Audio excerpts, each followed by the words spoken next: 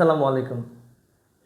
আজকে আমরা নবম দশম শ্রেণীর পদার্থবিজ্ঞান নিয়ে আলোচনা করছি। এই পদার্থবিজ্ঞানের ষষ্ঠ অধ্যায় বস্তুর উপর তাপের প্রভাব। বস্তুর উপর তাপের প্রভাব এই অধ্যায় থেকে কঠিন পদার্থের প্রসারণ নিয়ে আলোচনা করব। আমরা জানি সাধারণত তাপ পরিবহন, পরিচালন এবং বিকিরণ পদ্ধতিতে প্রবাহিত হয় বা সঞ্চালিত হয়। কঠিন পদার্থের মধ্য দিয়ে তাপ পরিবহন পদ্ধতিতে সঞ্চালিত হয়। যখন তাপ প্রয়োগ করা হয় তখন কঠিন পদার্থের অণুগুলো জায়গা থেকে ভাইব্রেট করে বা কম্পমান হয়, তখন পার্শ্ববর্তী কণাকে তাপ প্রদান করে। এভাবে কঠিন পদার্থের প্রসারণটা হয়, অর্থাৎ দৈর্ঘ্য, ক্ষেত্রফল এবং আয়তন বরাবর প্রসারিত হয়। তো আজকে আমরা দেখব যে কঠিন পদার্থের প্রসারণ। কঠিন পদার্থের প্রসারণ মূলত এই অধ্যায়ে বস্তুর উপর তাপের প্রভাব এই অধ্যায়ে কঠিন পদার্থের প্রসারণ থেকে তিনটা দিক বা তিনটা ক্ষেত্রে প্রসারণ নিয়ে আলোচনা করা হয়েছে। দৈর্ঘ্য প্রসারণ, ক্ষেত্র প্রসারণ এবং আয়তন প্রসারণ নিয়ে কথা বলা হয়েছে। এখন কোনো বস্তুর উপর তাপ প্রয়োগ করলে যদি বস্তুটির দৈর্ঘ্য বরাবর প্রসারণ হয় তবে তাকে দৈর্ঘ্য প্রসারণ বলা হয়। কোনো বস্তুর উপর তাপ প্রয়োগ করলে দৈর্ঘ্য প্রসারণ আমরা দেখব। দৈর্ঘ্য প্রসারণটা কি আসলে? কোনো বস্তুর উপর তাপ প্রয়োগ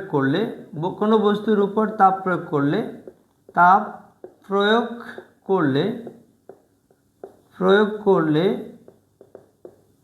বস্তুটির দৈর্ঘ্য বরাবর যে প্রসারণ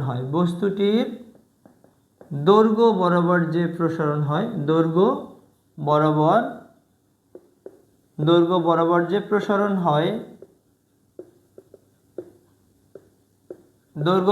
যে প্রসারণ হয় তাকে দৈর্ঘ্য প্রসারণ বলে।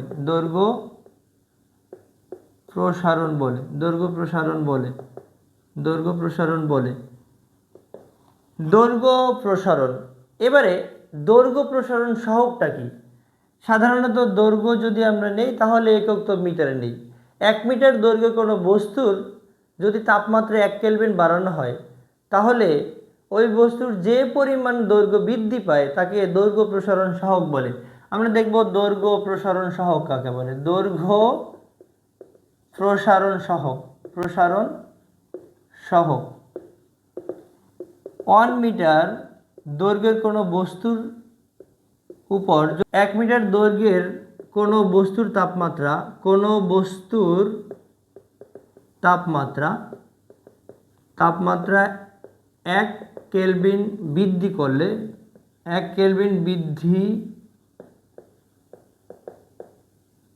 করলে বস্তুটির যতটুকু দৈর্ঘ্য বৃদ্ধি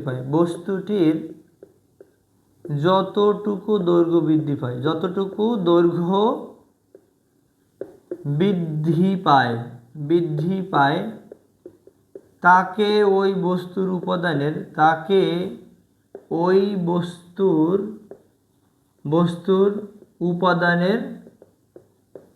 উপাদানের দৈর্ঘ্য প্রসারণ সহগ বলে। উপাদানের দৈর্ঘ্য প্রসারণ সহগ বলে। এখন কোন একটি বস্তুর দৈর্ঘ্য, এই বস্তুটা T1 তাপমাত্রায় বস্তুটার দৈর্ঘ্য কাউন্ট করা হলো, দৈর্ঘ্য হলো L1। এখন যদি তাপমাত্রা বৃদ্ধি করা হয় T2 তাপমাত্রায়, অর্থাৎ পরিবর্তিত আদি তাপমাত্রায় বস্তুটির দৈর্ঘ্য আমরা দেখলাম যে L1। এবার তাপমাত্রা বৃদ্ধি করার ফলে দেখলাম বস্তুটার দৈর্ঘ্য বেড়ে হলো L2। তো আমরা বলবো যে ধরি T1 তাপমাত্রায় বস্তুর আদি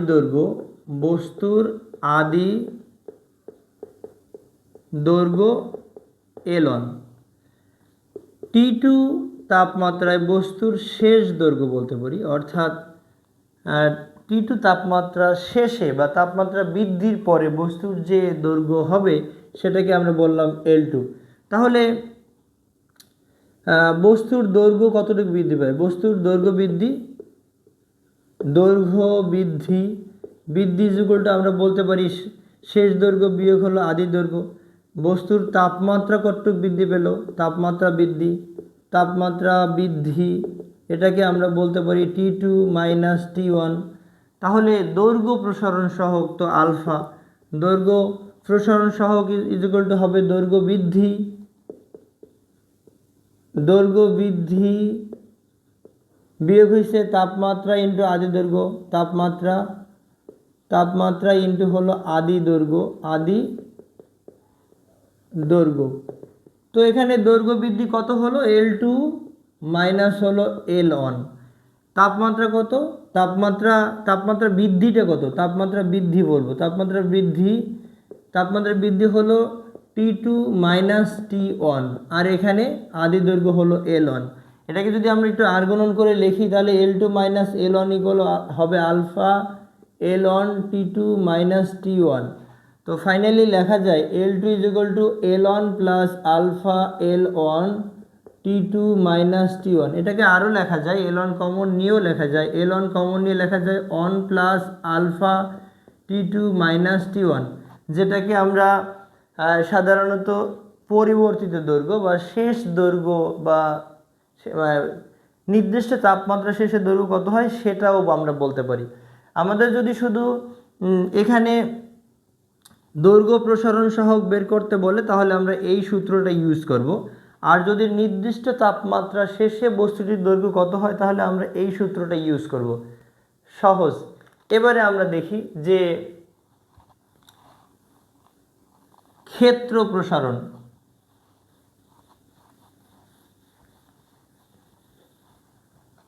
কোনো বস্তুর উপর তাপ প্রয়োগ করার ফলে বস্তুটির দৈর্ঘ্য এবং প্রস্থ বরাবর দুই দিকেই প্রসারণ ঘটতে পারে।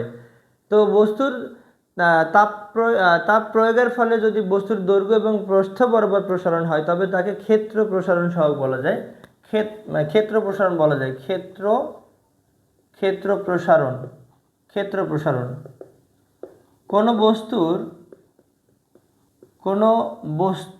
কোনো বস্তুর তাপমাত্রা বৃদ্ধির ফলে, কোনো বস্তুর তাপমাত্রা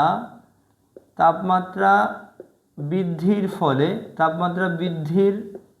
ফলে ক্ষেত্র বরাবর বা ক্ষেত্রফলের যে বৃদ্ধি হয়, ক্ষেত্রফলের যে বৃদ্ধি হয় বা বৃদ্ধি হয় তাকে ক্ষেত্র প্রসারণ বলে, তাকে ক্ষেত্র প্রসারণ বলে। তো ক্ষেত্র প্রসারণ সহগ কাকে বলে, ক্ষেত্র প্রসারণ সহগ, প্রসারণ সহগ যেহেতু ক্ষেত্র, তার মানে এখানে ক্ষেত্রফল যেহেতু বলা আছে আদি ক্ষেত্রফল এটা ধরে নিলাম। এখন যদি দৈর্ঘ্য বৃদ্ধি মানে তাপমাত্রা বৃদ্ধি করি তাহলে এর দৈর্ঘ্য প্রস্থ বরাবর কিন্তু বৃদ্ধি পাবে। দৈর্ঘ্য প্রস্থ বরাবর বৃদ্ধি পেলে প্রথমে যদি ক্ষেত্রফল A1 হয় পরবর্তীতে ক্ষেত্রফল হবে A2। তো আমরা 1 মিটার স্কয়ার ক্ষেত্রফল বিশিষ্ট কোনো বস্তুর তাপমাত্রা 1 কেলভিন বাড়াতে যে পরিমাণ ক্ষেত্রফল বৃদ্ধি হয় তাকে ওই বস্তুর উপাদানের ক্ষেত্র প্রসারণ সহগ বলে। তার মানে মিটার স্কয়ার হবে 1 মিটার স্কয়ার ক্ষেত্রফল বিশিষ্ট কোনো ক্ষেত্রের ক্ষেত্রফল বা প্রস্থচ্ছেদের ক্ষেত্রফল বিশিষ্ট কোনো ক্ষেত্রের ক্ষেত্রফল বিশিষ্ট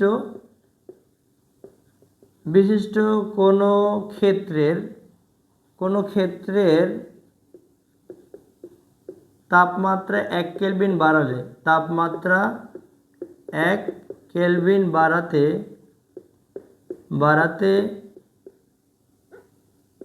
যে পরিমাণ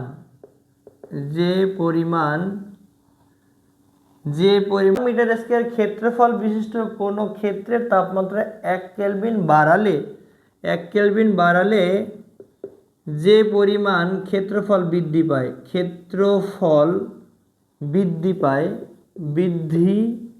পায় তাকে ক্ষেত্র প্রসারণ সহগ বলে, ক্ষেত্র প্রসারণ সহগ বলে। ক্ষেত্র প্রসারণ সহগকে বিটা দ্বারা প্রকাশ করা হয়।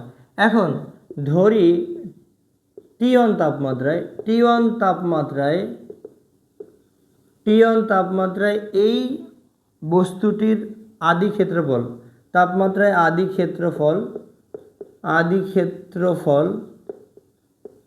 ক্ষেত্রফল হলো A1, তাপমাত্রা বৃদ্ধি অর্থাৎ T2 তাপমাত্রায় শেষ ক্ষেত্রফল কত হবে? শেষ ক্ষেত্রফল =A2। তাহলে এখানে ক্ষেত্রফলের বৃদ্ধি কতটুকু হলো? ক্ষেত্রফল বৃদ্ধি হবে শেষ ক্ষেত্রফল বিয়োগ হলো আদি ক্ষেত্রফল।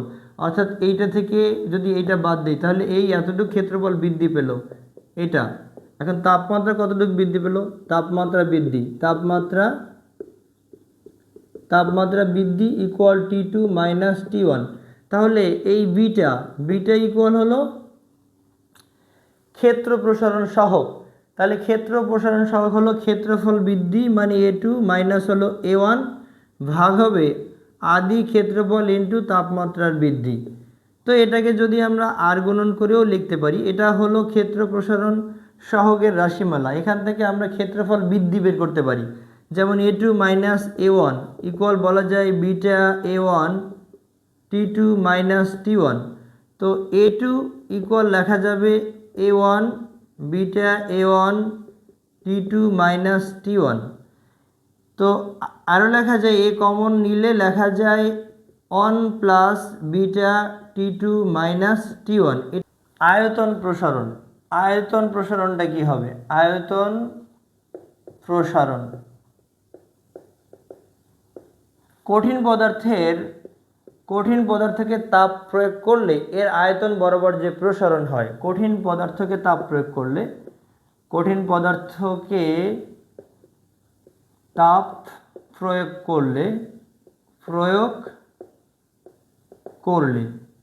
এর আয়তন বরাবর যে প্রসারণ হয়, এর আয়তনের যে প্রসারণ হয় তাকে আয়তন প্রসারণ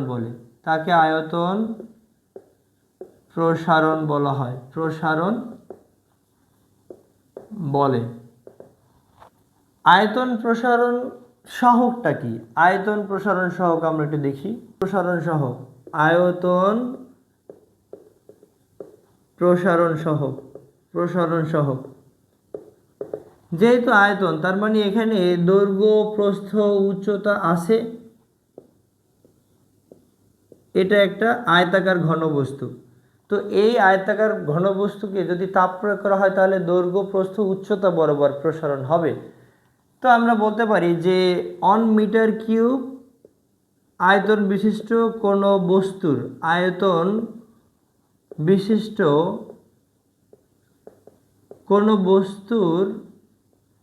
কোনো বস্তুর তাপমাত্রা 1 কেলভিন বাড়াতে কোনো বস্তুর তাপমাত্রা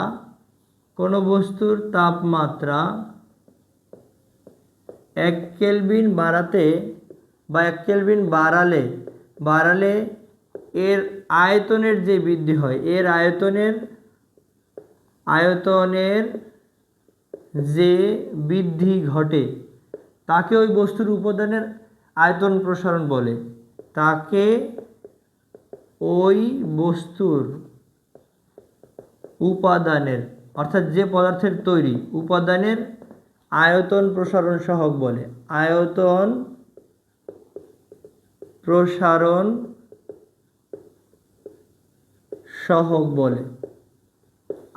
প্রসারণ সহগকে গামা দ্বারা প্রকাশ করা হয়। এইবারে আমরা ধরে নিতে পারি প্রাথমিক অবস্থায় ধরি T1 তাপমাত্রায় বস্তুটির আদি আয়তন হলো V1। T2 তাপমাত্রায় শেষ আয়তন বা পরিবর্তিত আয়তন হলো V2। এবারে আয়তন বৃদ্ধি কত হবে? আয়তন বৃদ্ধি ইকুয়াল হবে শেষ আয়তন বিয়োগ হলো আদি আয়তন। তাপমাত্রা কতটুকু বৃদ্ধি পেল, তাপমাত্রা বৃদ্ধি ইকুয়াল হলো T2 মাইনাস T1। তাহলে এখানে গামা আয়তন প্রসারণ সহ গামা ইজ ইকুয়াল টু হবে V2 মাইনাস V1, এখানে গামা T2 মাইনাস T1। এটা হলো আয়তন প্রসারণ সহগের রাশিমালা। আমরা এখান থেকে চাইলে আয়তন বৃদ্ধি অর্থাৎ শেষ আয়তন কত হবে এটা বের করতে পারি। V2 ইজ ইকুয়াল টু হবে gamma, V2 is equal to হবে এখানে কিন্তু V1, V2 is equal to হবে gamma V1 T2 minus T1। তো এখান থেকে চাইলে আমরা V1 কমন নিয়ে 1 plus gamma T2 minus T1 এটাও লিখতে পারি। তার মানে যদি আমাদের আয়তন প্রসারণ সহগ আসে তাহলে আমরা এটা ইউজ করব, আর যদি শেষ আয়তন কত আসে সেটা বের করতে বলি তাহলে আমরা এটা ইউজ করব। জানি সেলসিয়াস স্কেল TC/5 ইকুয়াল হলো TF minus 9, TF minus 32 by হলো 9। এখন প্রাথমিক তাপমাত্রা অর্থাৎ এটাকে TC1 বললাম আমরা, ভাগ 5 ইকুয়াল হলো TF অন মাইনাস 32 বাই হলো 9। সেলসিয়াস স্কেলের যখন তাপমাত্রা বাড়বে তখন কেলভিন স্কেলের মানে ফারেনহাইট স্কেলের তাপমাত্রাও বাড়বে। তো আমরা সেলসিয়াস স্কেলের মানে প্রাথমিক অবস্থায় সেলসিয়াস স্কেলের তাপমাত্রাকে আমরা C1, ফারেনহাইট স্কেলের তাপমাত্রাকে আমরা F1 ধরে নিলাম। এটাকে আমরা একটা সমীকরণ দিয়ে দিতে পারি। এবারে তাপমাত্রা বৃদ্ধির ফলে সেলসিয়াস স্কেলের তাপমাত্রা বেড়ে C2 হলো, আর ফারেনহাইট স্কেলের তাপমাত্রা বেড়ে F2 হলো। এটা বাকিটা সব ঠিক থাকবে, এটা 2 নং সমীকরণ নিলাম। এবারে আমরা যদি এই বর্ধিত তাপমাত্রা থেকে অর্থাৎ শেষ তাপমাত্রা থেকে আদি তাপমাত্রা বাদ দিই তাহলে বলা যায় TC2/5 মাইনাস TC1 বাই হলো 5 ইকুয়াল আমরা এখানে বলতে পারবো TF2 মাইনাস 32/9, আর এখানে TF1 মাইনাস 32 বাই হলো 9। দুই সাইডে যদি আমরা লসাগু করি এখানে 5, এখানে TC2 মাইনাস TC1, আর এখানে 9, TF2 মাইনাস F2, এখানে মাইনাস সাইন দিয়ে মাইনাস সাইন দিয়ে গুণ করে দিলেও TF1 প্লাস হলো F2। তার মানে এখানে আমরা F2 মানে 32 কেটে দিলাম। তো এই বৃদ্ধিটাকে আমরা ডেল্টা TC বলতে পারি, পার্থক্যটাকে। তো আমরা আর এইখানে TF2 আর TF1 এটাকে ডেল্টা TF বলতে পারি। তাহলে আমরা যদি সেলসিয়াস এবং কেলভিন স্কেলের তাপমাত্রার পার্থক্য বলে তাহলে আমরা এই সমীকরণটা ব্যবহার করে আগালে অনেক তাড়াতাড়ি হয়ে যাবে। সেলসিয়াস এবং কেলভিন স্কেল কোন তাপমাত্রায় একই পার্ট দেয়? সেলসিয়াস স্কেল এবং ফারেনহাইট স্কেল কোন তাপমাত্রায় কোন তাপমাত্রায়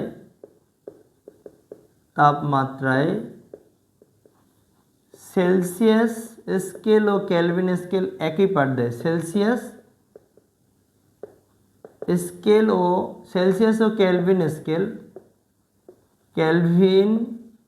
স্কেল একই পার্ট দেয়, একই পার্ট দেয় অর্থাৎ ভিন্ন পার্ট দিতে পারে না, একই পার্ট দেয়। আমরা সূত্র জানি সেলসিয়াস স্কেল TC/5 ইকুয়াল হলো TF মাইনাস 32 বাই হলো 9। আমরা ধরে নেব দুইটা কত তাপমাত্রায় সেটা আমরা জানি না, আমরা ধরে নেব x ডিগ্রি তাপমাত্রায়। তার মানে TC equal TF equal x ধরে নিলাম, তাহলে x/5 ইকুয়াল হবে x মাইনাস 32/9। তো এখান থেকে যদি আমরা আর গুণন করে দেই তাহলে 9x ইকুয়াল হবে 5x মাইনাস 5 × 10, 3 × 15, 16।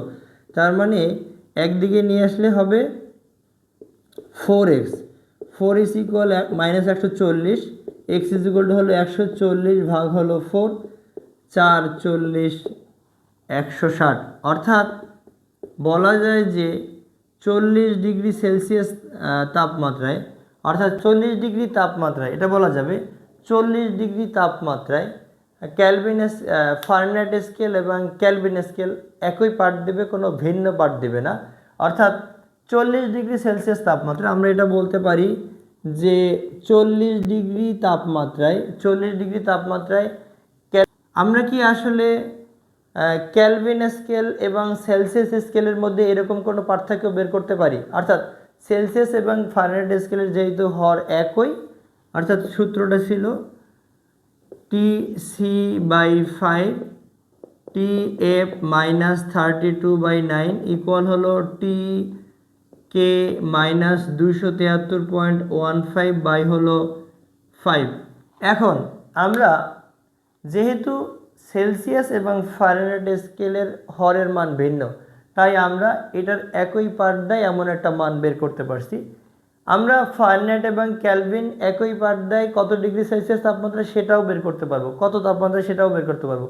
কিন্তু সেলসিয়াস এবং ক্যালভিন স্কেলের একই পাঠ দেয় এমন কোনো তাপমাত্রা বের করা যাবে না। অর্থাৎ এখানে দুইটারই হর সমান, আমরা যদি কাজ করি তাহলে একটা অবাস্তব মান আসবে। তাহলে দুই দিকেই এক্স কাটা যাবে, চলক কাটা যাবে। তার মানে সেলসিয়াস এবং ক্যালভিন স্কেল নির্দিষ্ট তাপমাত্রায় একই পাঠ দেয় এমন কোনো তাপ নেই।